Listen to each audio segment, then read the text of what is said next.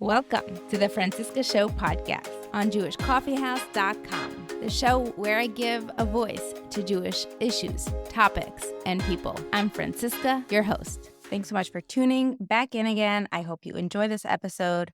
Please keep referring clients to me for their podcasting needs. Please join the conversation in the WhatsApp group, make it lively and interesting, and be respectful. And that is all for the announcements for this week. Enjoy the episode. Welcome to the show, everyone. Today we have with us a guest who will be sharing her personal experiences about finances in the Jewish nonprofit sector and having to pay for a Jewish life. So without any further ado, welcome to the show. Thank you. Thank you so much for having me. Pleasure. Let's get started and tell us a little bit about yourself, your background, your religious background, and we'll take it from there.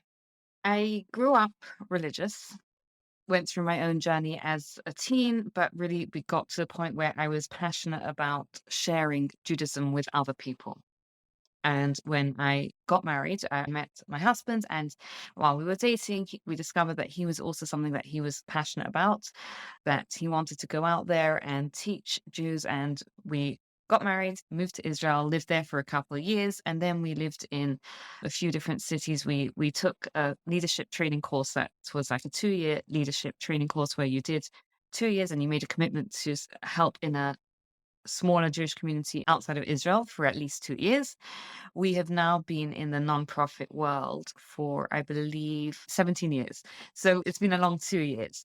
At the same time, we thank God have grown our family and we have 8 kids. It's been really an interesting journey being able to balance living in the nonprofit world together with having a large family and having all the expenses of a large family and a Frum lifestyle. So let's break it down. What does the price tag of a Frum lifestyle mean? So that is really, really a great question. And I do think it depends on where you're living, right? Because things like, for example, tuition for school varies depending on where you're living. There are some places where tuition is exorbitant, but there are other places where it's much more manageable. I'll share with you what our perspective has been on it. So I think generally, I'll talk about the from nonprofit world. Is very often the nonprofit world is they're struggling for finances. So they're not paying you on the level that you would get paid as a professional in a different field. And there is sort of this feeling that you're coming in, and it's true for most people, you're coming in with a passion and you're coming in because you want to make a difference. You want to do something. For us, in our case, it's education. We're passionate about the Torah education. We're passionate about relevant Torah education. And it's not a 9-to-5 job so that you can do 9 to 5. And if you put in overtime, you get overtime pay. It kind of becomes your life. And meanwhile, there are expenses. And what we've also discovered is that, thank God we have 8 kids. My oldest is 18, is as the kids get older, the expenses grow. So if you're comparing a family of, let's say, 5, 6 kids versus a family of, let's say, 2 or 3 kids, already your expenses are doubled. Kosher food is expensive. Shabbos and Yom Tov is expensive. And then you want, again, depending on the pressure, we happen to not have lived in a community with a lot of like pressure for your kids to look a certain way, for you to look a certain way. But there are still things that are more expensive because you can't just go in and buy, if you're buying modest clothing, it is more expensive. You're buying clothing for your kids, you want them to, if you're, dress modestly, and you want them to feel great about it. So there is all those expenses that crop up. There's summer expenses as well if you're sending your kids to camp, which I'm not sure if that is a specifically Frum expense, but it's an expense with a large family. And for one other thing is that looking forward is, we look at, please God, we have 8 kids, right? So we're going to have bar and bat mitzvahs that we're going to want to do. We're going to have weddings. I'd love to be in the position to help my children for the first, few years to sort of establish themselves in life. So it's all that also that, and it's not just times 2, but it's times 8. Right. So it's all that as well that I think just contributes to the cost of it. And what about tuition? Clearly you have an accent. I can't voice alter that. So Yeah, tuition is a very good one. And I think, again, that's what I was saying. Like when we were paying tuition, we lived for 10 years in Canada, and tuition there is exorbitant. And we were looking at somewhere, I think like it was probably like my kids were in primary school at the time. It was something like $11,000 per child. Like full tuition for our kids at that point when we had a smaller family and our kids were younger was probably one salary if we were paying full tuition. Because we were living in a smaller community, they were more willing to work with us. So that's why I do think tuition varies. We happen to now live in the UK. Now the UK is very interesting in that because the UK has the schools, a lot of the Jewish schools are funded, and what they have is that legally they're not allowed to charge you. They're funded for the secular department, but the Kurdish department, the Jewish studies department is not. But they're only allowed to ask you for voluntary contributions. So it's a very interesting. So firstly, you're starting off at a much lower cost, and secondly, like a school can't really turn around to you and say, "We're not going to take your child if you don't pay." But on the other hand, they have to pay the bills and they will put pressure on parents to do it. The flip side of the UK is that salaries are much lower, right, than North America. So what you're bringing in is much lower than what you're bringing in North America. And again, this has been our experience when we lived in Canada versus when we lived in North America. And just to clarify, when you say funded, you mean state/government funded. Yes, government funded, yeah. Now that we've established that, let's move on to the perspective change or the shift that happened from what you thought it'd be like, or maybe you didn't think about it at all, to what you've learned and why we're doing this episode, essentially, what would you like to teach or share with everyone that you have learned? It's a really, really great question. And the truth is, we probably didn't think about it that much because, I mean, when we started anyway, we went into it with a dream and a passion. And, at that point, when we started our Jewish outreach, we were a young couple, we had one kid. But the truth is, I mean, as soon as we got married, my husband was learning in Kona. So already from there, we were living on you could say the Frum financial experience. Right? We were living in Israel. We had minimal support from parents. So we really were self-sufficient. I was very lucky that I had skills. I was a graphic designer, so I could work and support ourselves while my husband was in Kona. So from the beginning, it was never this is what's gonna be. It was always like this is what we want to do. Let's see what happens. I think there are two kind of things that became apparent to me. And one is a difficulty and one is a something that I don't know what the right words for it is, but like how it works kind of thing. So one of the things I think that we notice is, and this is something that I think as it happens, you become more aware of it. And as you become more aware of it, you become more sensitive, is that really we're told that Rosh Hashanah Hashem decides how much money we're going to have and Hashem is going to support us. And something that we really, really, really did notice is that, there are times where like you can make the same amount of money every single month, but the money doesn't go the same place every single month. And the flip side is different, right? Like sometimes you have crazy expenses and somehow you manage to make it work. And we really have felt and seen the hands of Hashem in this. And there's that faith, I think, really in it, which I'll share with you a story. We were living in Germany and I was pregnant with my second child at the time. And I was working for a UK company, but I didn't know if I was going to be eligible for mat leave for maternity pay from England because I wasn't living in England at the time. So I thought, you know what, I'll apply, and I will. And if I get it, I get it. If I don't, I don't. So I applied. I never heard back from them, and I thought, okay, fine, whatever. We're not eligible for it. Meanwhile, when she was about 9 months old, we moved to Western Canada. We were living there for about a year and a half or so. And my older one, who was about 3 at the time, started school. And we had to make a decision about how much we could give towards the school. And we made a decision of how much we were going to give in terms of charity to the school. And we got a letter randomly from the UK maternity allowance department to our Canadian address. I have no idea to this day how they found our address. And basically they said that for some reason your application got lost in the system. We've just found it, we've just processed it, and we are transferring the money, the full amount in England, it's 9 months, for the full amount of 9 months. And it was the maternity allowance that we were paid was almost dollar for pound, whatever, the same amount as what we had given to charity. And I think it's something that, like, when something like that happens, for us, it was like, wow, that's amazing, that's crazy. but we've seen it quite often. When you say you were going to give to charity, are you referring to charity as the tuition bill for your child, or that was extra in addition? So that's a very good question, and we're talking about 15 years ago, so I don't remember if it was tuition or if it was, like, some schools have, like, a capital fund that you give to, so I don't remember which one of the 2 it was. So, do you have some more examples of stories where money has come in at the right time? Yes, I happen not to be a terribly materialistic. I've always been a frugal person. But the hardest thing I think for me is not being able to afford what I want for my kids. And we had a situation recently where I had a number of kids that had medical expenses that were above and beyond, and they came out of nowhere. It was something that we are going to have to pay for. It wasn't something that was covered. We'd have to go private on it, and it was huge. We're talking about, thousands of pounds. And my feeling and my attitude towards it was like, you know what? This is for my kids, right? It's not like I'm asking to go on a holiday to Hawaii or something like that. This is for my kids. I'm not holding back. I'm going to pay for what they need. I'm going to get them the services that they need because they need it. And Hashem will sort of figure it out for us.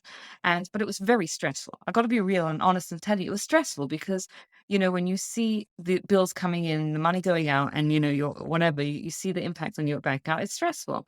And long story short, but we had a crazy situation where someone gifted us a gift that, again, almost dollar for pound covered the cost of those medical expenses. And to me, it was like such a, like, wow. It's like such a wow moment because I don't know if I'm right about this or wrong about this, but my philosophy really is that if I'm paying for something for my kids for what they need, Hashem will take care of it. And to me, that happened. Like, we paid for our kids and we're continuing to pay for our kids' needs, and Hashem is taking care of paying those bills. I think another way where we've also seen that is in terms of growing our family. Like, a question I often get is like, how do you do it? Like, you have 2 kids, you have 3 kids, but you have 8 kids, right? Like, how do you financially do it?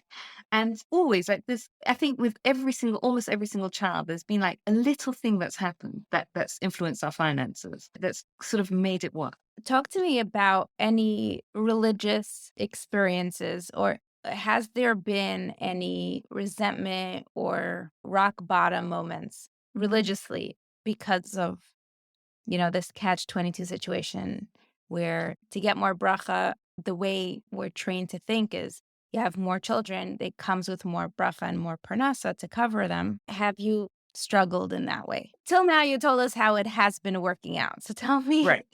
has it not worked out? I want to say that I've said the stories that have worked out, but I want to be very clear that this it's stressful, right? And I also I want to talk about stress, and then I want to talk about something else about it. Is that, like, for example, when I was talking about the story about our kids' medical expenses, right? It wasn't that I just suddenly woke up and said, like, okay, I'm going to pay for anything. It was a journey to get to that. When we first were presented with these two, you know, children's needs and these two, massive, massive bills that we could foresee coming up. It was like, what are we going to do? Like, what are we going to do? We can't really afford it. But I can't, to be in a situation where you feel like you can't give your kids what you need. It's awful. It's Are just an you awful, awful able feeling. to go a little bit into more detail what type of care they needed? It sounds like you had an option to give it or not to give it. So that's what I'm trying to Yes, but I'm gauge. talking. I'm talking in terms of needs of therapy and things that you do have an option between. Let's say, because I live in the UK where you can get things under the NHS, which is the government thing, but the wait list is awful. So you could, in theory, wait, but that comes with a cost, right? Because if you're leaving a child who needs help for something for a year and a half on a waiting list, that comes with a cost of it's not a financial cost, but it's a health cost. So there was a question of, like, do we do it or do we not? And at the end of the day, I felt like it was a journey to get to that place where I said, you know what, I'm going to do it, and, like, whatever. And it's a journey of getting to a place where I trust, and I trust Hashem that you'll take care of it. And even once we started that journey, we didn't get that thing for I think 6 months or whatever. So there's 6 months of not knowing will it will. And I'll share with you another story that I recently had. Again, like, what I'm trying to say here is that it's very easy to sit back and look back and say, have faith. But firstly, it keeps you up at night. Secondly, like it's a journey to get to that place where you kind of say faith, and the journey is a very good journey, and I'll explain to you why. So I've just written a book. So I have a podcast, and on my podcast, I went through Pirkei Avot, and I did it in a way that's very relatable to young Jews nowadays and into our life. So I compiled that into a book, and I just signed a contract with the publisher. Now, the way it works in nowadays is to publish a book is very expensive. So the way it's generally done is people sponsor it. So when I finished writing the book, I didn't want to ask before, like while I was in the process of writing the book, how much it would cost, because I was like, if I find out how much it's going to cost, I'm just going to give up. So I wrote the book, and then I finished it, and then I found out how much it was, and I was like, you know what?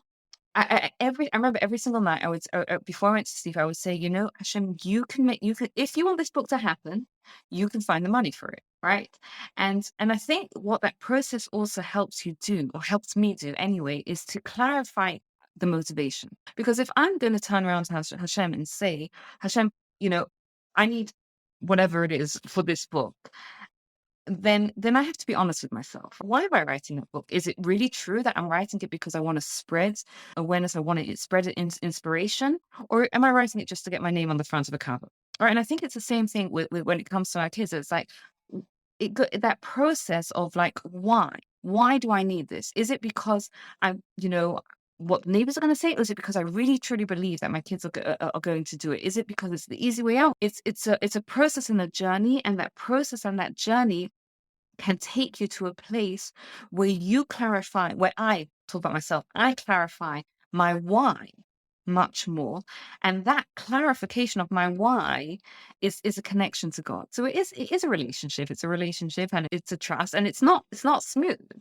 Tell me some of the things are, or what are the buckets of money that poured into your life at the right time, besides for the maternity leave from the UK and a gift from your friend? I think this is where my second part of it comes into. And we've spoken about the faith, and I'm going to talk about. I think you got to be real. You got to do status, right? And I think when we look at it that way, is number one. There's in terms of being sensible with your finances, right? Like you gotta sort of know what your finances are. You gotta see if there's things you can do on the side, but there's also in terms of valuing yourself. And I think this is something that for me has been I think this is something that's quite common in the nonprofit world, is that there seems to be like a disconnect between like I'm in it because I believe in it and I want to do it. But on the other hand, I've got bills to pay. And like for me, it's been a journey to turn around and say, hold on a second, you know what? Actually, I deserve to get paid as a professional. And it's something that I've had I think as a Jewish outreach and nonprofit, but also in the nonprofit world, but also as a woman. If you add that in as well, like Jewish women in the nonprofit world do not get paid what they should be paid. And it's something that I have in every position I've had to like fight for it and say like, and it's come from a place of we needed to pay our bills, and therefore I'll turn around and say, look, I need to be paid for X, Y, Z. But it's also come to a place where now I'm like, it's interesting because I'm an educator. So I get calls the whole time, people asking me to give a talk, right?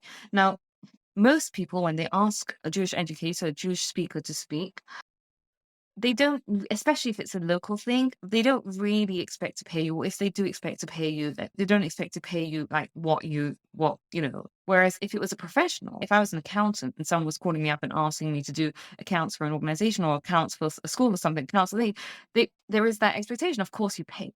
And I do think that change happens by us making those changes and by us championing for those changes. And I think there's a championing that has to happen on a individual level, both men and women. And I think women have to fight for it even a little bit harder than men, because the reality is on a communal level, we are seeing this. Like when it comes to a certain stage in life and you have kids, your kids are older, you want to send them to camp, you want to send them to seminary yeshiva, you want to give them the options, the things that we want to give them. And because you're in the non-profit Jewish world, you can't afford it, then and a lot of these people are talented and driven and bright and passionate, they're leaving, which is such a shame for us as a community, because they're leaving their nonprofit to go into the for-profit world, and they're doing fantastically at business. But we then, as a community, are suffering because where are the brightest and best? And I think we see this a lot in the education world. Like, we don't value our teachers, our educators enough.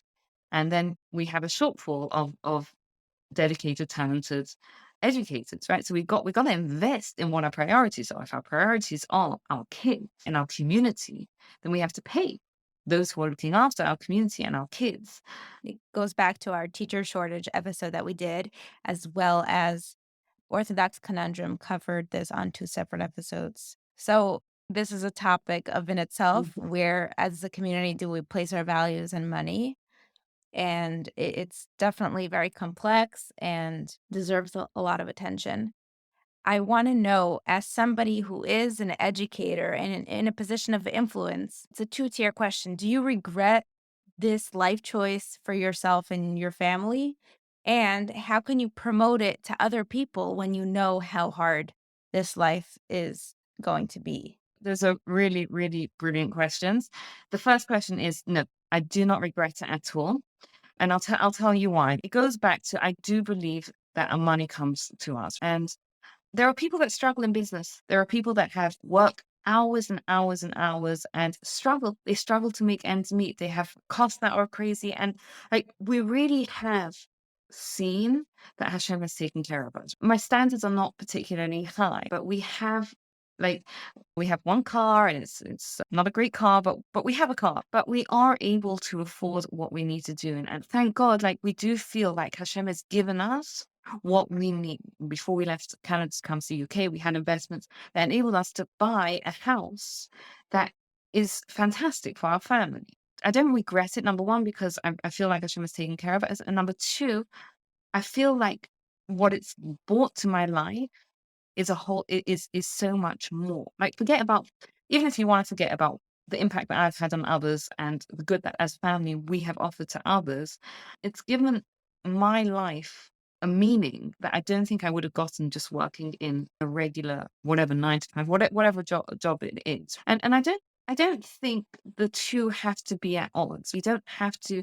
I wish there'd come to a time in our community where the two are not at odds, where you can do meaningful work and be compensated appropriately for it. But I think for ourselves, right? Like, I do not regret it. I think the process has been good for me. Like, the process of the knowing my why. I'll even go through this book, right? When I wrote my book, and when I had to fundraise to get sponsors for the book, that process of it's so easy to get our ego like involved in these projects, that when you sort of have to take a step back and say, you know what, I have to ask Hashem to help me fund this. Like, I have to make sure that my headspace is in the right place, like my heart's in the right place, my motivation's in the right place. And I think it's the same thing the whole time. If I'm asking Hashem to help me fund my lifestyle, if I'm asking, like, that process makes us so much, it clarifies our why, and it keeps us, I think, connected to the life that we really want to live. So I don't regret it at all. In terms of promoting it to other people, it's a very, very good question. Look, if I don't regret it, I would promote it. And I would promote it, and I would tell people that you've got to go into it knowing that, number one, you have to work on your relationship with Hashem. You have to work on your faith. You have to work on your relationship with Hashem.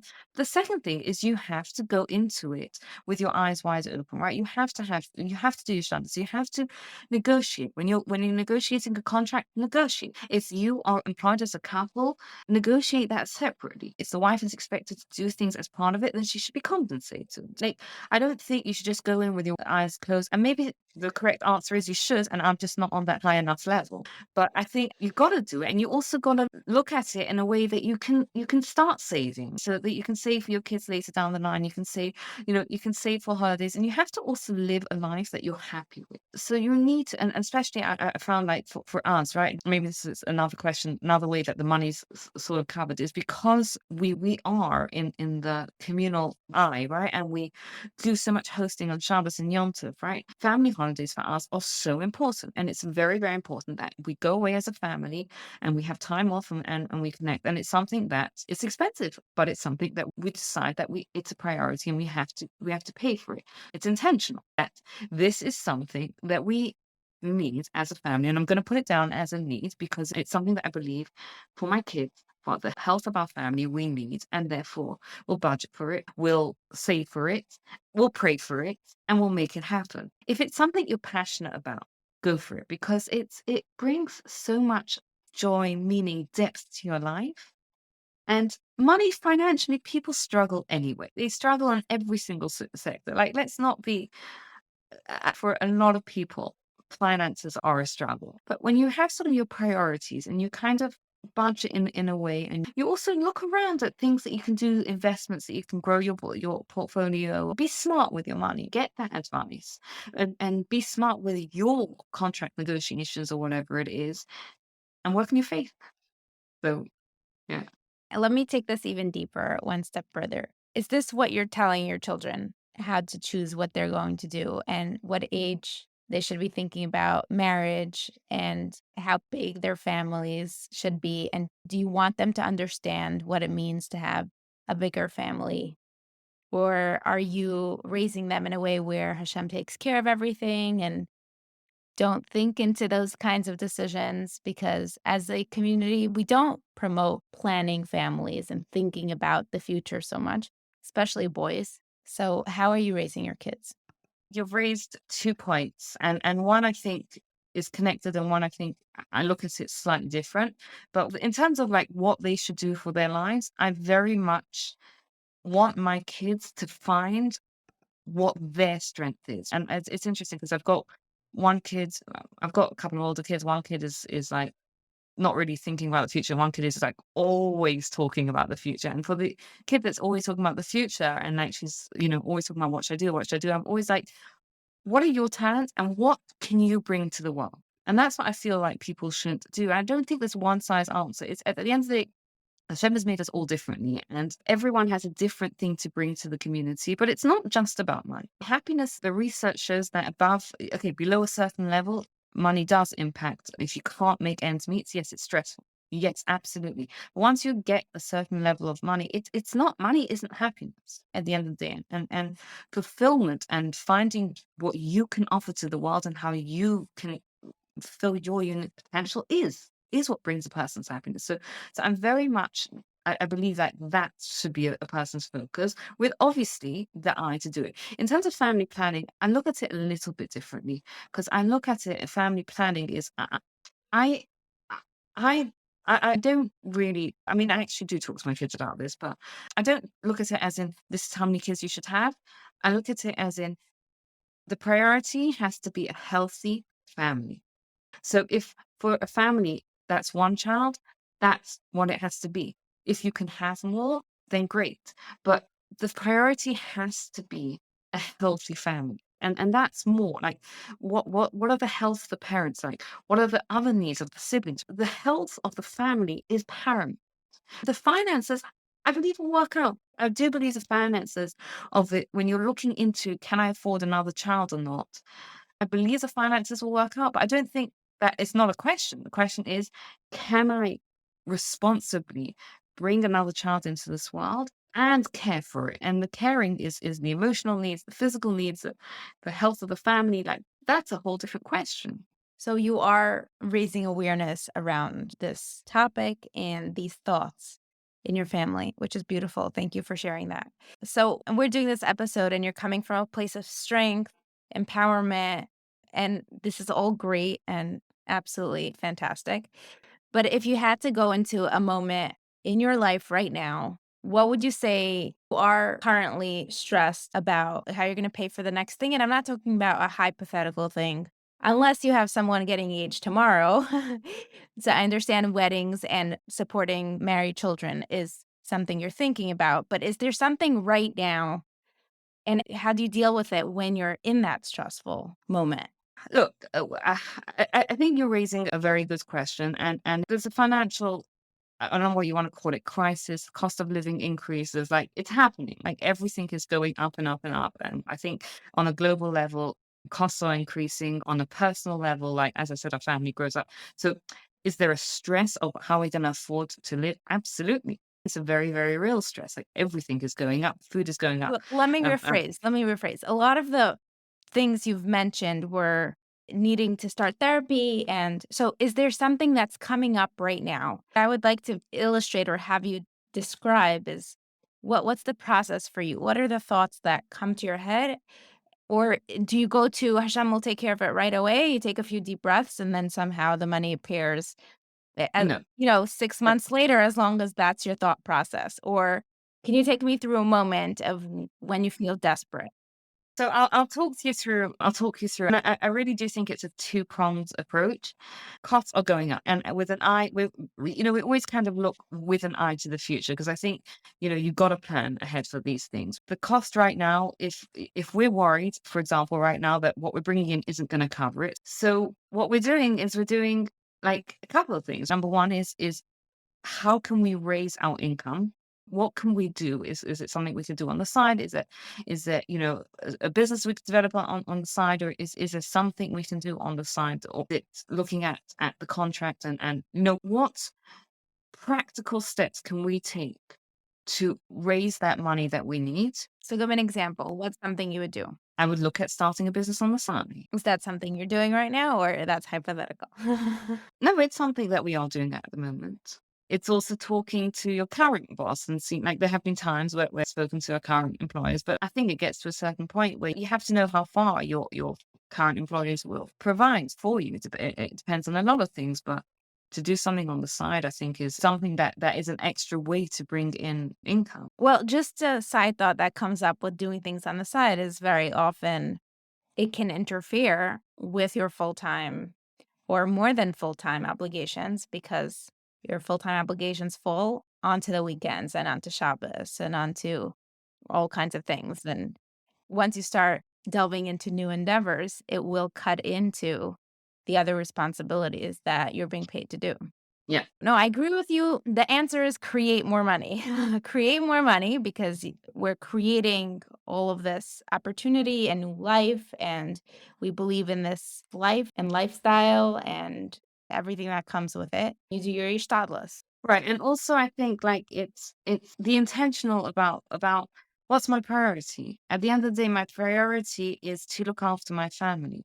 And if that I can do less overtime for my whatever passion, then because I have to do something else. I mean, if you can do something that brings in more money, whatever. But if you have to, you have to. We all have certain limits that we can do, right? So if for some people they can only I don't know, do something. And it's I like, I look at it, sometimes you have to leave work early because you need to go to look after your child or your kid's sick or you have to, whatever. We don't question that. Like, of course, my family's my priority, so I'll do that. So I think the same thing here. If I have to do less of the passion stuff as I get older, then have to. And that I think where comes into where we sort of like the faith and the asking Hashem to help us, like to make the money through what we're doing so that we don't have to take so much away. But I look at it as like it is a privilege. It is a privilege to be able to make money through something that I'm so passionate about. So if I'm gonna have to cut that down to less because I'm doing extra to bring in things, then that's what it is. But at the end of the day, us looking after our family is the priority. So this has been such an enlightening conversation. I want to wrap up by saying that, as we move through life, in the beginning, we think about what do we want to do? Where are our strengths, as you said, and how do we make that into what we want to do? Then we create families, and then the priority becomes how do we sustain a healthy, wholesome family? And that becomes the Absolutely. priority overriding our idealism, passion, strengths, talents, and fulfillment.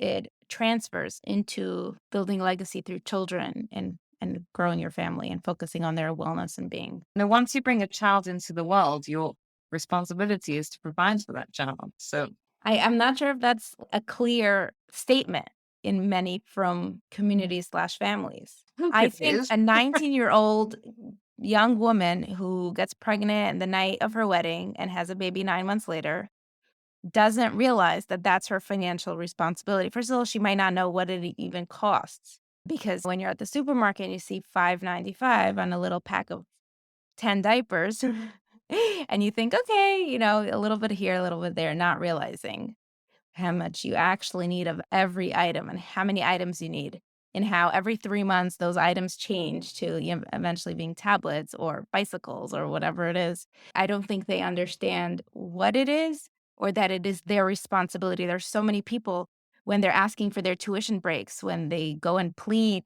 to the administration, it's the community's responsibility. You got me into this mess. There's this not entitlement, but desperation of no, it was not clear that our children are our financial responsibility. This is a communal responsibility because this is what we promote to kids who don't yet have a fully developed brain, who haven't supported themselves before they started bringing kids into the family.